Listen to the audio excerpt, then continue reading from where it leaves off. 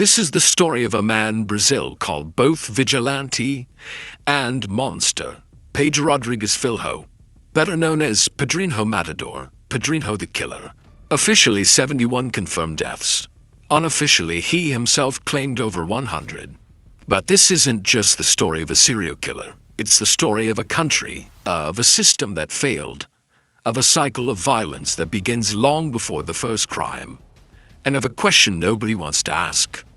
What transforms a child into one of the most prolific killers in history? 1954, Santa Rita do Sapucaí, Minas Gerais, Brazil. Pedro Rodrigues Filho is born into a family marked by brutality. His father, a farmer, was known for domestic violence.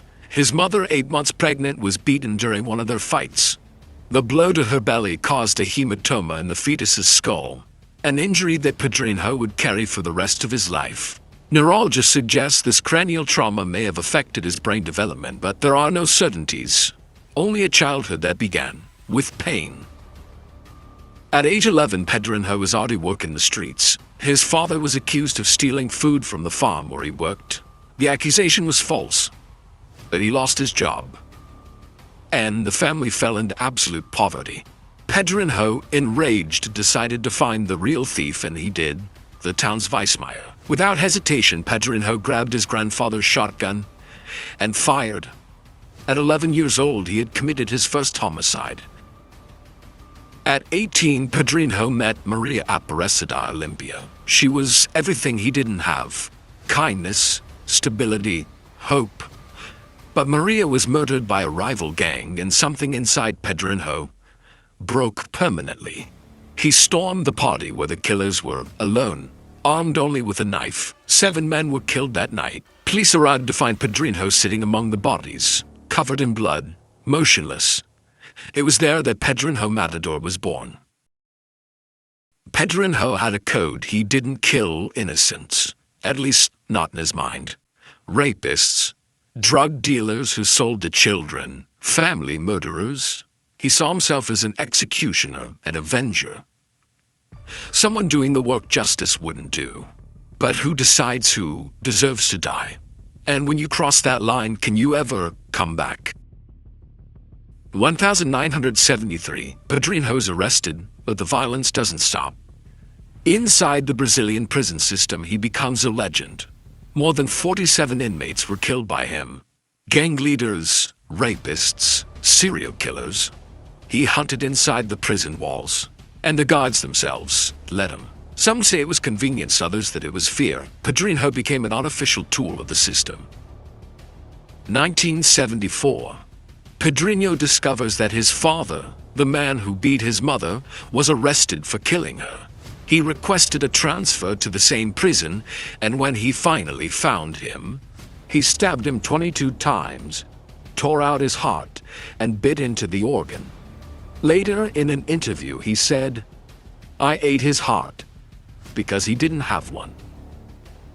This act transformed Pedrinho into a mythological figure within Brazilian crime, but it also sealed his fate. 2007. After 34 years in prison, Pedrinho is released. He was 52 years old, gray hair, tired body.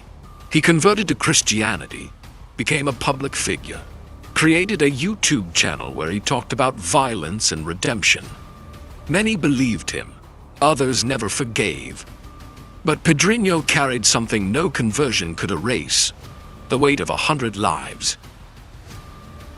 March 5th, 2023, Pedrinho was shot to death in Mogi das Cruzes, São Paulo. Armed men waited for him to leave an apartment and opened fire. 6 shots. Pedrinho died at the scene. He was 68 years old. The man who killed over 100 people died the same way as his victims. Was Pedrinho Matador a vigilante or a serial killer? The answer might be both. He was the product of a violent system, of a destroyed childhood, of a country that fails to protect its citizens. But he also made choices, and each choice took a life.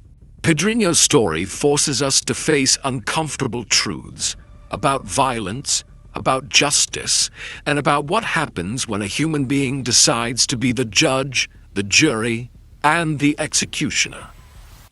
Pedrinho killed over 100 people. But how many more Pedrinhos is Brazil still creating? This story leaves us with a difficult question to answer. So I want to know your opinion. Was Pedrinho Matador a victim who became a monster? Or was he a monster from the beginning? Leave your thoughts in the comments below. I read every single one. If you found this story as fascinating and disturbing as I did, hit that like button. It helps more people discover these untold true crime stories.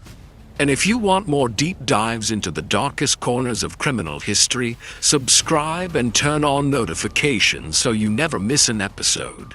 Share this video with someone who loves true crime, because stories like Pedrinho's need to be told. Not to glorify violence, but to understand how we can prevent the next one. Thanks for watching. And remember, justice and vengeance are not the same thing.